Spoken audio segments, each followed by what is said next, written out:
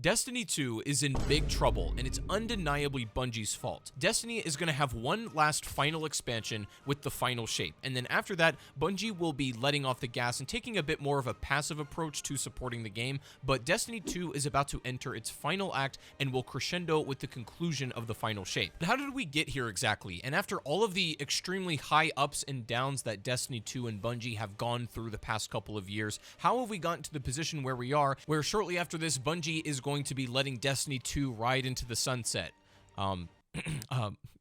I know I said sunset, more on that later. Anyways, now if you're anything like me and you've been interested in Destiny as it enters its final conclusion, there's a lot to explain, and whether you should get back into the game and get yourself invested or not really depends on a lot of things, but I would guess that lots of you watching this video probably fall into one or more of these categories. Either, you've played D2 for a while but have missed some expansions, or maybe you haven't played in a long time and you're trying to see what's changed. Maybe you've never played Destiny 2 at all and you're interested in picking it up now to participate in the game's final act, or you've played a lot of D1 and even D2, but maybe have fallen a bit behind on how the game has evolved since vanilla Destiny 2. If any of these sound like they describe you, then stick around because this video is going to be the one for you. And this is their opportunity to experience some of that mystery, and I'm excited to see how that plays out. We're going to talk about what you should expect as a new or returning player wanting to participate in the ecosystem of Destiny 2 and if it's worth it. And I'm also going to detail why this new player model they have is completely unsustainable and why this is leading to their eventual collapse of the game entirely. The unfortunate fact of the matter is that Destiny 2 is one of the least friendly new player experiences. Perhaps Destiny 2's biggest struggle at the moment is the fact that it's almost entirely inaccessible for somebody just jumping onto the game and wanting to try it out. Now, the thing is, Destiny 2 currently is free to play. That wasn't always the case. Destiny 2 was a paid game when it first released, and then in 2019, it actually ended up going free to play, but that's somewhat of a misleading title because it's not really free to play. I mean, you can essentially get a trial run of the game. Weirdly enough, you can actually visit almost all of the destinations being free to play, but you cannot access any of the actual substantial content located in those destinations and planets. So while yes, you can actually just get on the game and play Destiny 2 for free, you're not going to be able to interact with most of the game's most enjoyable and fun content without spending a substantial amount of money. But let's back up a little bit because I'm pretty sure that most of you are familiar with how Destiny works. Whether you've played D1 or D2, while they are very different games in some ways, they are also quite similar as well. Now, to give you some perspective, I was a big Destiny 1 player. I've been playing since the beta of D1 released all the way back in 2014. Matter of fact, Destiny was some of my earliest ever content on this YouTube channel and was responsible for my first couple of big hits on YouTube a little bit. In 2014, I fell in love with Destiny. I fell in love with the game and the community. You could say I was very diehard about Destiny 1. And then when Destiny 2 came out, I played it for a couple of months and I played the original campaigns, which are no longer in the game. And there was then Curse of Osiris, Warmind, which are now removed, and then Shadowkeep came out, and then Beyond Light. That's when I stopped playing Destiny 2, and I noticed coming back to it that there is a big shift in what the game fundamentally is. I would describe Destiny 1 as more of an FPS RPG. While there are these MMO mechanics in them, it's still focused on more that RPG aspect of the game, upgrading your character and so on, but it seems Destiny 2 has really leaned into wanting to be a full-on MMO. And not that there's inherently anything wrong with that, but it does some weird things to the game, and you could argue that many of the aspects making D1 so special and giving it its identity have been lost in Destiny 2. Now, for example, in D1, when you would get loot, you would get random rolls on your weapon, and so this means that your weapon could be loaded out with all kinds of different perks, and you would try to get what's called the God roll, which is essentially the best version of that weapon. You had to get it randomly, and so this would introduce an element of grind to the game, which is simultaneously some of the best and worst stuff about Destiny, in my opinion. Also, in D1, you had to grind planets for resources. Basically, each planet had this unique material that you would need to farm in order to upgrade your armor and weapons depending on what they needed. So that was another element of grind to the game that Destiny 2, vanilla at least, completely got rid of. That was one of the things the community complained about a lot, is that D1 felt so grindy to get all of these materials and resources just to simply interact with the game. D2 changed changed a lot of things when it came out. They got rid of random rolls entirely, and planet farming for materials is also totally gone. And this was seen as a big mistake to some and praised by others. Now, we're not going to go over in detail the long, complicated history of every single minor change that each expansion or update made to the game, because clearly Destiny 2 right now is almost incomparable to where it launched from the beginning. And that's also partly due to the fact that the content that vanilla Destiny 2 launched with is no longer in the game. That's a big problem, but don't worry, we're going to come back to that a little bit later. What I still want to do is lay out the things that made Destiny 1 so special and gave it this unique identity that Destiny 2 more or less stripped away or entirely removed. Now, you'll recall that in D1, you would essentially start the game by picking a Guardian, either a Hunter, Warlock, or Titan,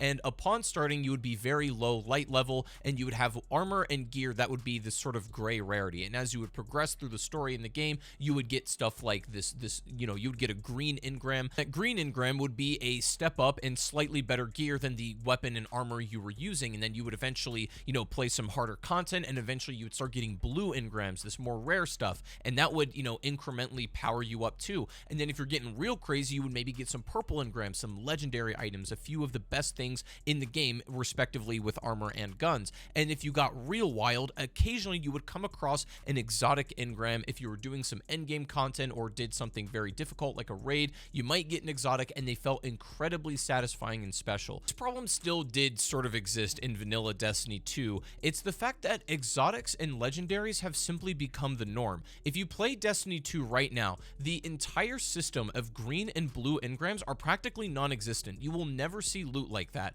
The default loot is purple in this game now, essentially. That's what everything feels like, and exotics don't feel that rare to come by anymore. So just as far as like the game feeling like Destiny and what you remember that being a mechanic that set the game apart and made it unique in the beginning, that just doesn't feel like it's a factor anymore. And that's because in Destiny 1, as a new player, you would have this real streamlined progression that felt gradual and natural and felt like you were playing through a complete game, and you would slowly get introduced to the mechanics it was trying to teach you alongside getting better gear. The problem with Destiny 2 as a new player now is that not only do you not get introduced to the mechanics, but you genuinely don't get introduced to the story either, because all of the story content that the game launched with has been gutted from the game. You can no longer play it. Sure, you can go back and watch YouTube videos of it, and to get the full extent of the lore and what's going on in the story, Bungie actually recommends that you watch YouTube videos because much of the story is not in the game, and that's a problem because you can no longer attach to what you're doing or why you're fighting. Nothing makes sense. It feels disconnected. You can get a bit of a grasp and a sense on what is happening as we lead into the final shape through playing all of the expansions and the campaigns, but not only is that a lot of money that you cannot experience as a free-to-play player, but also even that in and of itself isn't the most well-refined when you don't have the context of what happened in the base game. Now, you might be asking yourself, well, why did Bungie remove all of this content, their entire campaign, pretty much 6 different destinations, stuff like Titan and Io? While yes, they do exist in small pieces in the game, there are, Crucible maps that include these, or little, places you can visit, but the entire destination as it was is gone. And I think it's so funny. I have a physical copy of Destiny 2 on disc, and it says that you can play this beautiful cinematic campaign on the back. And at this point, I'm like, bro, you literally cannot. That content isn't real anymore. It's just, it's kind of like a time capsule. I think it's funny, but it's wild that how much of this content is no longer present. The problem is twofold. Number one, it feels awful to have content that you paid for just be totally taken from the game. And for new players who maybe are not privy to this situation, maybe they buy Destiny 2 expecting to be able to play this campaign for it just to not exist at all. And that makes the new player experience horrible. Now, the reason they removed this content and introduced what is called the Destiny Content Vault, which is a fancy word for allowing them to straight up remove aspects of the game, it appears this was primarily done for technical reasons. They were switching over to a new engine, and this older content was incompatible with the new stuff they were doing. The game was getting too big for itself and becoming incredibly technically unstable, very buggy, and everything like that, so they removed a lot of the content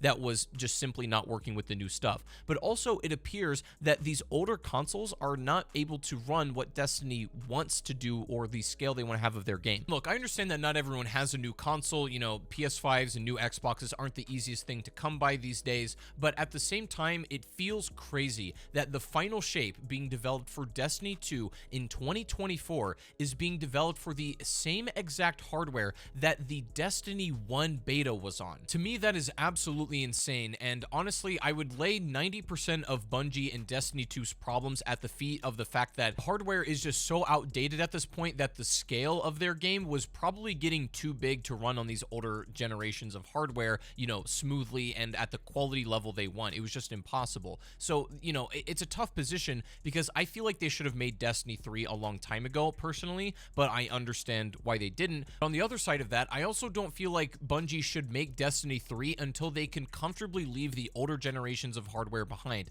particularly the PS4 and Xbox One. If we're still developing on that hardware, it's definitely going to hold the scale and what they want to do with the game back. But anyways, that's not really the point. That's a discussion for another time. What I'm getting at is the new player experience in Destiny 2 is absolutely beyond repair and it's gutted. This means that it's near impossible for brand new players to fully get invested into what this game is doing. And at the same time, your hardcore players are starting to get a little bit bored and they're quitting the game or not playing as frequently and falling off a bit. So the game is bleeding out players by the day, and there's no new influx of brand new people coming in because they've made it nearly impossible to do so. Now, I want you to hold that thought for a minute because I understand what I'm doing right now is making Destiny 2 seem like the worst game ever. And no, I'm not selling it very well, and people probably don't understand the appeal of this game and why I even bothered to play it. Anybody watching this who has not got involved, you're like, why would I ever get involved in something that, you know, you're describing to be this bad of an experience? I totally understand why you would draw that conclusion. So I want to shift gears for a second and take a different perspective because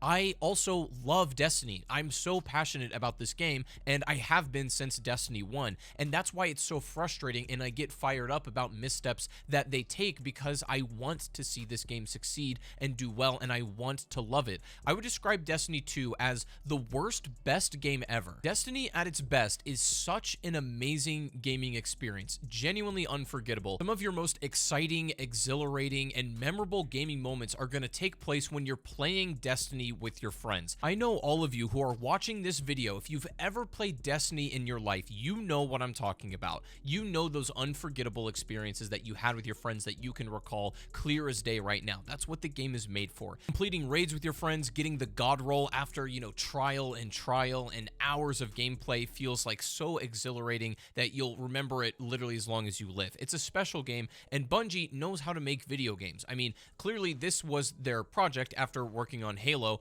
and D1 and D2 is where their talents really shine. And being a Bungie game coming with the territory is that it has remarkable gunplay. It always has, and it just feels good. There have been plenty of games that have come out that have tried to replicate the Destiny formula and capitalize on its success, but no game besides Destiny ever quite feels the same in terms of the combat, how you shoot, how the weapons feel and sound and look. You can tell how much personality and love and care goes into each pixel of the game. I mean, that should be evident in the weapons alone and the amount of love and care these get, and it's also one of the things that Bungie just knows how to make gunplay that feels good and satisfying. That is what I would argue the biggest thing that sets Destiny apart from other of these looter shooter MMO FPS RPG things, whatever you want to call it. That's what makes them different, is the gunplay is unmatched. I don't know exactly how they do it, but clearly if you've played Destiny, you know how good it feels to just shoot stuff. On the topic of gunplay, Destiny 2 would also change a little bit of what made D1's PvP Crucible so special, and I would honestly argue that this was the overall better choice. D1 was actually more about the loot you had, and that would play much more of a significant role in impacting the game, and Destiny 2, they rebalanced the way that Crucible PvP works so that it's more about overall meta balancing of weapon classes so that you can use almost anything and it's going to be at least somewhat viable and competitive in the Crucible. Obviously, there are exceptions and there are weapons that clearly shine above the rest. There are even, you know, actual classes that do really well sometimes. You know, Hunters and Titans can absolutely dominate Crucible most of the time, but, you know, it's a bit of a give and take and weapons can be rebalanced. But I would say overall the Crucible is a mostly healthy experience. Destiny has always been a nice looking game, but if we're being honest, Destiny 2 and their art team, they managed managed to make every single image, every frame of D2 look like an actual art piece that belongs in a museum. I mean, literally every single destination, every planet, every image of that planet, everything is just downright beautiful. It's insane. There is more art and artistic craftsmanship in one skybox in Destiny 2 than there are in entire video games in modern day. I think this just goes to show the talent that Bungie possesses, because they're able to make environments and skyboxes this detailed and beautiful and artistic on older generations like the PS4 and Xbox One. Who knows what they could do if they were able to fully take advantage of the capabilities of the new generations of hardware, but still, the point is the game is jaw-droppingly gorgeous. I don't think any gamer could look me in the eye and tell me that Destiny 2 isn't one of the greatest, if not the best looking video game out there, including single player games. I mean, just the amount of range and talent they have in creating these environments and levels and art pieces, it's insane. I'm constantly stunned at just the visual quality of how good Destiny looks at any given time, and the creativity of their levels is unmatched. And this just becomes even more sad and ironic because this has been a problem since Destiny 1. Bungie is capable of making these breathtaking and gorgeous landscapes and planets, but they're unable to give players much incentive to go out and explore these picturesque vistas. That's how it's always been. There's really no reason to go and explore the open world, and they've tried to alleviate that with stuff like public events and patrols and lost sectors and all that, but it's never really been something that's like particularly a selling point. The actual exploration of these planets has always been a little bit one-dimensional and hollow. It's not like exploring an Elden Ring world where you're just walking around and you can find quite literally whole other sections of the game. The content that you can find in these areas in Destiny is pretty limited, although again, the point is visually they look stunning. As far as exploration is concerned, Destiny has always been lacking in that department. It's been kind of thin in that aspects across both of their games, but this is all to say that Destiny 2 still has the most potential in just about every category imaginable for gaming. Now, do they always reach that potential? Absolutely not. In fact, there are times where they fall embarrassingly short. Case in point, the new Light Quest. In fact, let's talk about what it's like now being a new player in Destiny 2. A lot of you are probably in this position where if you go and download the game now, you're going to be a bit overwhelmed. You're like, where do I start? What do I even play? What do I do? Am I going to get any story at all? It's not like Destiny 1 where you can begin a brand new game and you're going to get taken through this sort of more linear campaign. Because Destiny 2's Red War is completely removed from the game, not only are you not going to be able to follow the story, you're going to be introduced to what's called the new Light Quest. This is going to spawn you in on the Cosmodrome, and it's going to feel very Destiny for a second. You're going to have this gray rarity weapon, and you're going to go throughout the Cosmodrome and learn a couple things. You're going to learn how to shoot a gun and throw grenades, and then you're going to be aggressively marketed to for the expansions. Not even 20 or 30 minutes into the game, and Bungie is going to be pushing you to buy the expansion packs for everything else, because outside of this new Light Quest, you're going to quickly realize how laughably shallow Destiny 2 is without the Red War campaign or any of that like first year of content that is no longer available. And so what you have to substitute is this quest where they kind of send you around and they will show you what the general structure of quests in Destiny 2 will be like.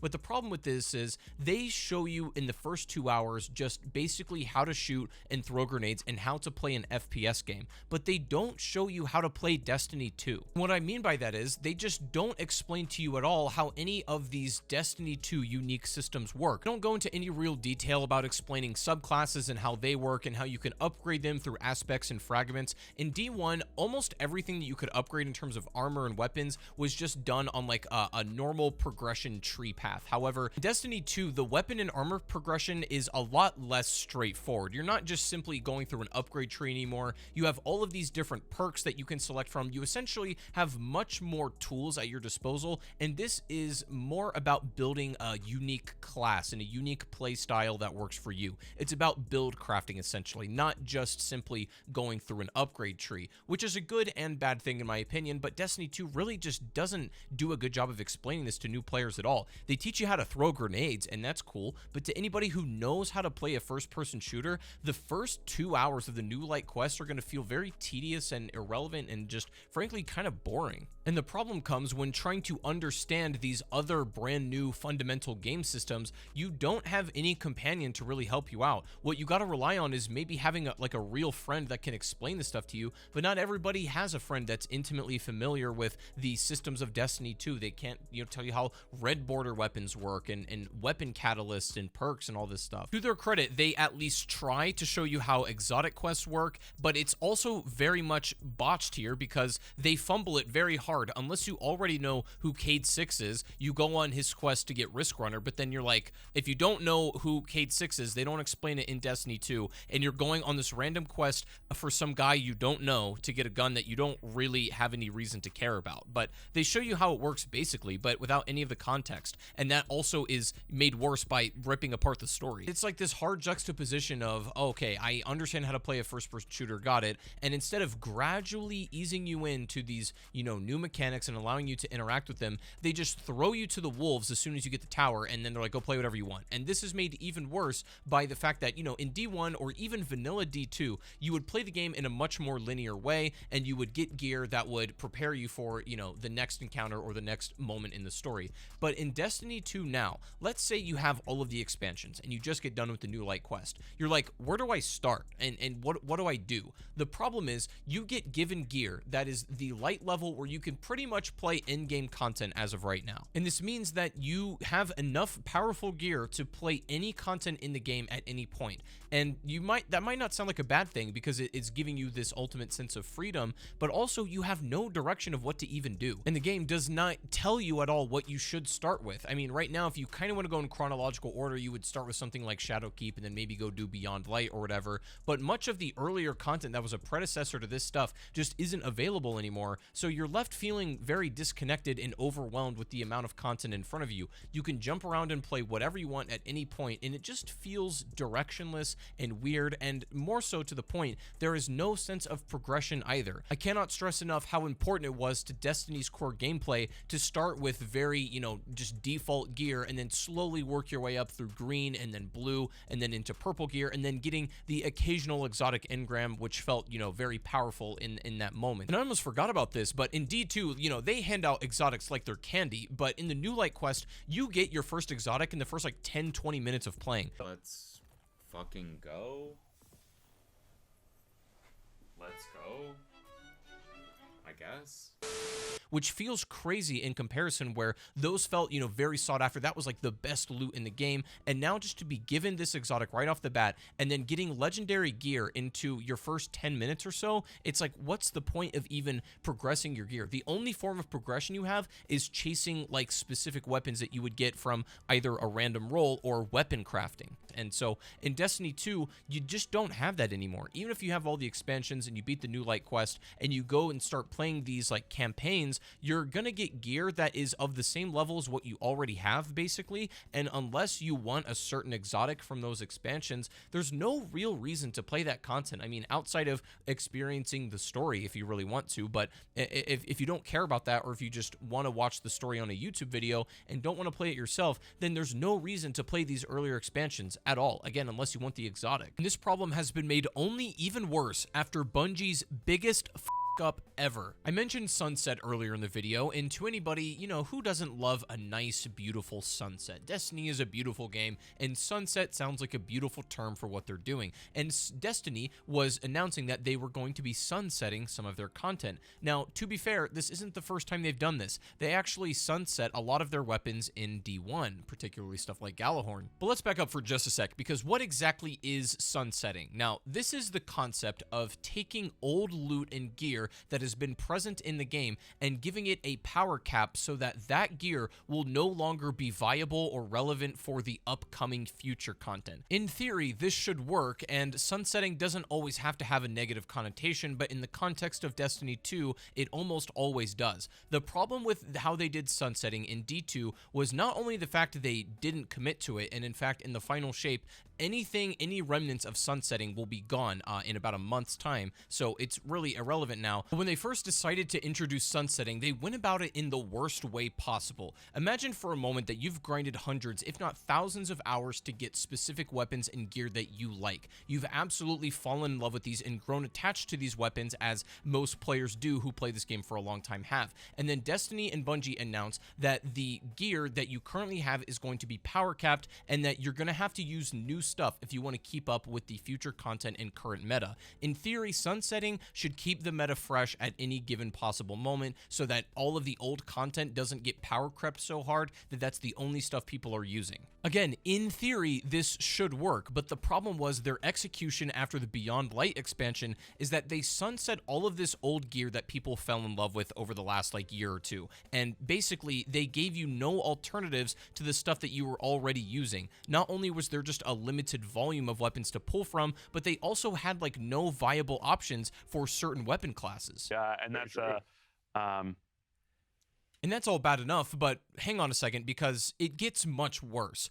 Not only did they not provide any viable solutions to what you were already using, and this new shaked up meta felt incredibly stale for what it was, but if you happen to delete your weapons that were power capped at this point, you can no longer get them back. Even though they've more or less reversed sunsetting entirely at this point, and any and all gear in the game can be power capped up to what is now the max level, you can't get that old stuff back if you happen to get rid of it. So any god rolls that you have that you might have gotten rid of because they literally told you that it would become irrelevant, sorry, you technically can use it now if you held on to it, but if it's gone, it's gone. Sorry about your luck, dude. It's bro, that it feels like such a stab in the back, not only to have content sunset, but that on top of the Destiny content vault, to have literal giant portions of the game removed felt like a slap in the face to the entire community. It was around this time that I stopped playing Destiny 2 for a very long time. Destiny 2 would also eventually introduce a mechanic with the Witch Queen expansion that would completely change how you go and approach loot. So instead of just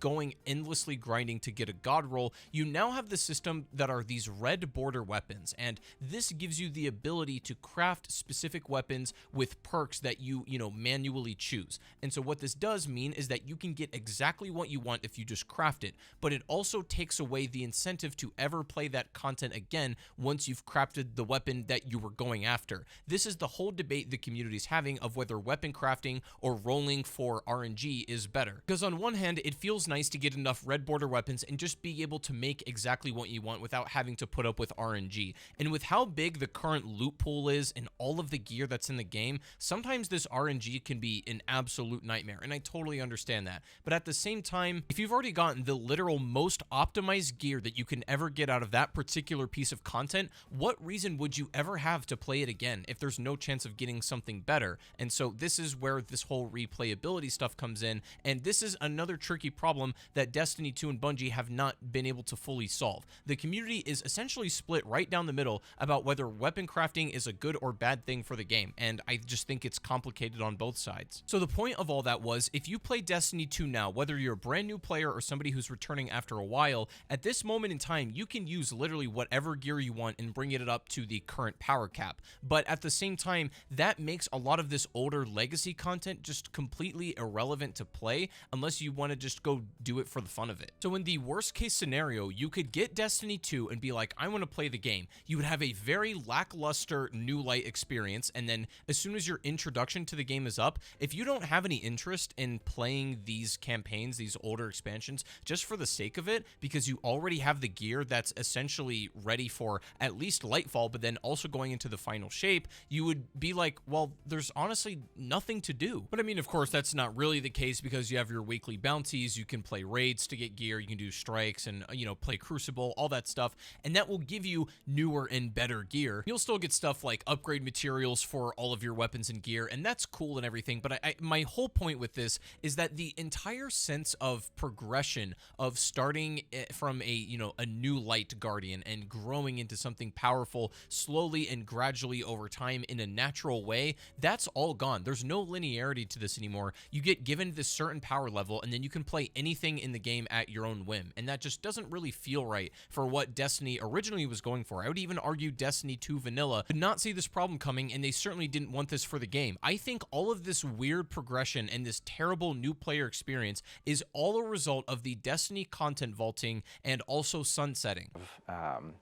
you know, the Not to mention, if you go and play these older expansions in just a sort of a la carte pick and choose form, you go play whatever feels interesting to you at that moment. Maybe you play a little bit of Shadowkeep and then you go play a little bit of Lightfall. You know, you can certainly do that, but you're also going to get this completely disconnected, jumbled up, incoherent story that I played the expansions a little bit out of order in my revisit. I was just going, picking and choosing whatever felt interesting to me. And of course, you can play them in chronological order and that will help. But even so, I still feel like the way that the story is conveyed is not really that good in these expansions, especially missing the earlier context of like the first 2 years of Destiny 2. Now, if I'm being totally honest, I've never been huge about Destiny's story. Even in D1, I would follow it, but it wasn't something I was diehard about or even that interested in compared to something like Halo, for example, where that was a Bungie story I was heavily following.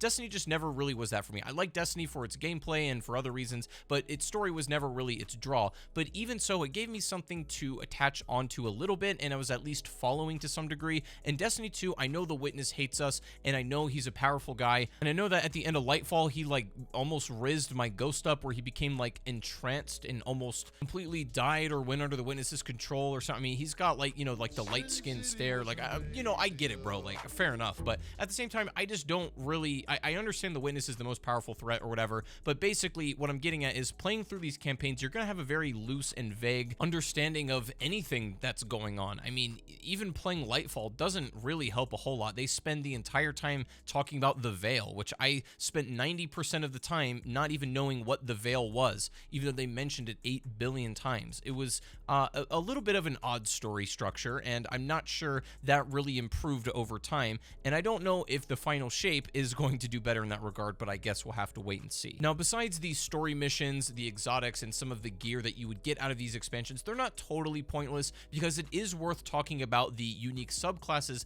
that you'll get from these. Stasis and also Strand are a ton of fun. They're very creative. I would say outside of these specific gear and exotics you might get from playing these older expansions, it's almost worth just getting these for the subclasses themselves. I mean, depending on who you main, you can do some very fun things with Strand.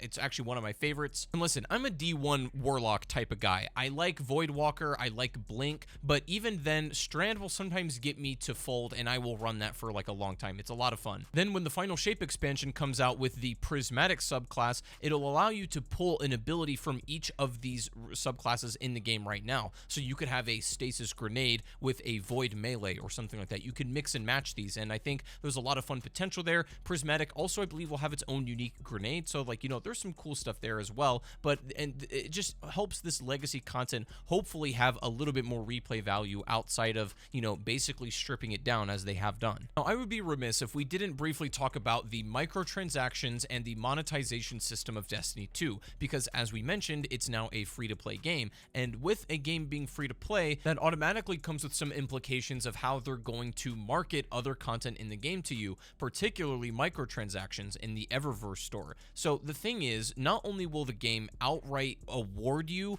with the fact that you can buy an expansion for doing a quest, so in the New Light quest, you'll do something cool and be like, okay, let me go back to this guy and get my reward. Your reward is the fact that you can give them more money, but also some of the quests that you do will be stopped dead in their tracks unless you buy said expansion. So prepare to be aggressively marketed to if you haven't gotten all of the, you know, expansions in the game. So just to run some quick calculations, let's say at the moment right now you're a new player and you want to get back into Destiny 2 and you want to experience all it has to offer. The amount of money you're going to have to spend, let's say you buy the Final Shape plus its season pass, because that's going to be the new content. Then you have Lightfall with its annual pass, and currently this is half off, but originally this was also $100. But let's say this is overall right now $150, and then you have the Legacy Pack that includes Beyond Light, Shadowkeep, and Witch Queen, and that is an additional $60. So right now, to play everything, you're looking at a bare minimum of $210 minus tax and minus any other, you know, additional add-ons you might get. If you end up buying the big old pack of exotics and, you know, legacy content there, that's like an additional $30 plus any silver you might buy.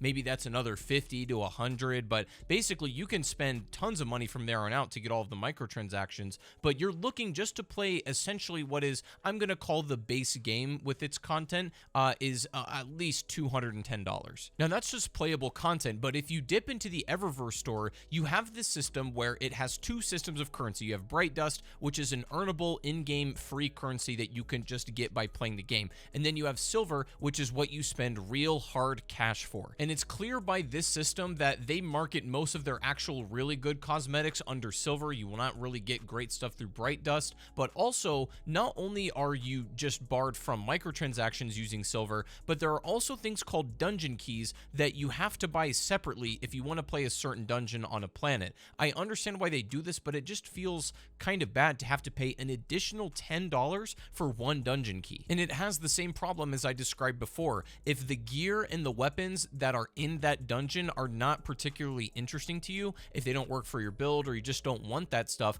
then there's really no reason to play this content at all, let alone spend money on it. But they are going to keep asking you if you want to buy those dungeon keys, because guess what? That's extra money, and Uncle Sam really likes the sound of that. That's fine. We'll let it go for now. I understand that Destiny 2 is a free-to-play game, and we need microtransactions in the Eververse store as a necessary evil to be able to fund this game, but between, paying $210 for basically what is all of the content in the game roughly, and then also on top of that being asked to buy microtransactions for skins or weapon ornaments after dungeons and raids and stuff like that, it gets a little aggressive. I won't continue to harp on this point too much because it's not really why we're here, and the microtransactions aren't exactly the primary cause of the eventual collapse of Destiny. They might be annoying, sure, and a little aggressive at times, but they're not the main reason that this game eventually will collapse. The problem as well, and perhaps the biggest one, is that Bungie has experienced heavy layoffs in the last year, and Sony has literally looked at Bungie and their acquisition as a financial failure. So many people that have been working at Bungie since the days of Halo have been laid off from Destiny, and, actual legends who have created the game as it were are no longer going to be involved in this project. And this is why after the final shape, the game is going to go into a much more passive mode, and they're going to be doing episodes instead of seasons. Episodes are just going to be, smaller updates that last a lot longer. They're going to be taking their foot off the gas when it comes to updating this game, and that's evidenced because of their, now smaller studio size, the fact that Bungie is also working on Marathon, and this means that the final shape is it for Destiny 2. This is the crescendo. There will be no other opportunity for them to bring in this amount of brand new or returning players leading up to this moment than there will be after the final shape is done. And with the absolutely terrible new player experience, there is virtually nobody that's going to be coming to this game long after the final shape to try and get into it again. The game will slowly but surely die out at that point. The player base is going to dwindle, and the game will slowly but surely fizzle into obscurity. And they have really no other choice to bring a large amount of new players back unless they were to literally make and announce Destiny 3, because Destiny 2 came out in 2017. The game itself is nearing on 10 years old at this point, which is actually insane to say. And also, what I mentioned earlier, I don't think they should start working on Destiny 3 until they can safely leave the older generations of hardware behind. It would be a waste to do so, and I don't think that would be a good option. There's been leaks of Destiny 3, but nothing substantial has really come out at the moment, and so this leads us to believe that Destiny 2 could be the end. The final shape could very well be it for this franchise, and maybe they go into a more passive mode of updating the game as it goes, and maybe they just never develop past Destiny 2. Admittedly, Bungie has done a lot of cool updates like Into the Light and everything, bringing this sort of survival mode, which Destiny players have wanted since D1. I think that's cool. They'll probably spend the rest of Destiny 2's life cycle after it becomes episodes trying to make it a whole game again, but it's never going to have that moment where it gets a resurgence of new and returning players to breathe some much needed life into this game. And the thing is, Destiny has this weird conundrum where the players that are the most dissatisfied with it, or at least appear to be, are the ones who play it the most, and I kind of get it to some extent, but Destiny feels like it's one of those games where the way I describe it is Destiny is more fun the less you play it. That might seem like a contradiction or a very silly thing to say, but I feel there's some truth to it. If you are way deep in the trenches and there's nothing else new for you to play, but you're just chasing the god roll, or you're chasing, this very, very rare loot, and you're grinding just for that stuff, and there's nothing really new to play, then Destiny can be kind of a miserable experience. If you're just getting on and you have all this brand new stuff to play and you actually have things to do and you're progressing, you know, as little as there is now in Destiny 2, then you're actually going to have a pretty good time. I think you have this moment where you've got a good couple hundred hours to play that are going to be genuinely enjoyable before you hit that point where you're hitting a wall. People that are the most openly vocal about being negative about Destiny 2 typically are the ones that have played it the most, because they've hit that point where they've hit the wall for so long that they don't realize it. But newer players who have just picked it up or maybe started the first couple expansions are like, what are you talking about? This game's pretty good. But everybody hits that wall at some point given enough time you put in. But that's kind of what I mean. That's why I said it's the worst best game ever, and that's why I say the less you play it, the more fun it is.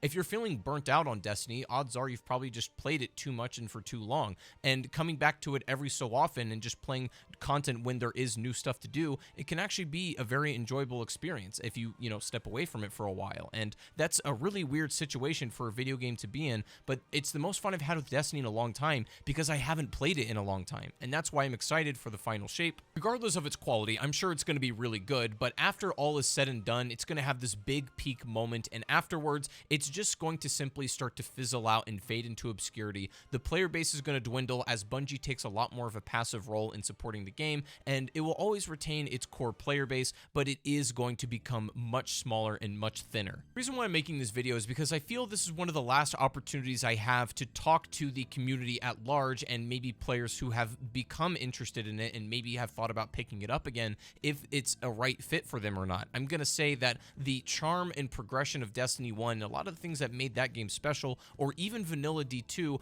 are just simply not really a part of the game anymore. And they admittedly have made a lot of very positive and good changes to Destiny 2 through a lot of the updates and expansions they have released over a couple years. But, having all of this content missing still, the sunsetting, the Destiny content vault, still leaves a bit of a bad taste in my mouth, and that's one of those things that it's hard to get over. Whether you're a brand new player, a hardcore veteran, or a returning player, I think it's safe to say that we all kind of hate this game in a way, but it's also one of the best games ever made. It's this very weird conundrum we find ourselves in, and I think it's worth getting into for this last act and to play the final shape. Even if you're a new player, if you can get past the admittedly very wonky and kind of bad experience, you'll just have to accept that the decay of Destiny 2 will be inevitable after this expansion. After that, it's essentially a done deal. And even if you don't plan on playing for, thousands of hours and hitting that point where you hit the wall, you'll have a good few hundred hours of genuinely some of the best gameplay you'll ever experience at your fingertips. Right now, we're in that very exciting period of anticipation before the final shape releases, and of course, it's going to peak and crescendo when that comes out. And then afterwards, that's it for this game. That's going to be curtains. And whether Bungie decides on genuinely pursuing Destiny 3 or not is totally up in the air. We don't know. But Destiny 2 has certainly left its own legacy for great and terrible reasons. And Bungie's big restructuring they've had this year makes me think that whatever they do next in the future, whether it is D3 or not, it will never be quite the same as what we're getting right now. And that could be a positive or negative, depending on your perspective, but everything is about to change for Destiny after the final shape releases. And there was an Easter egg in my latest video that was indicating I was making this one. I don't know if anybody caught it, but since there was no proper outro on that last one, I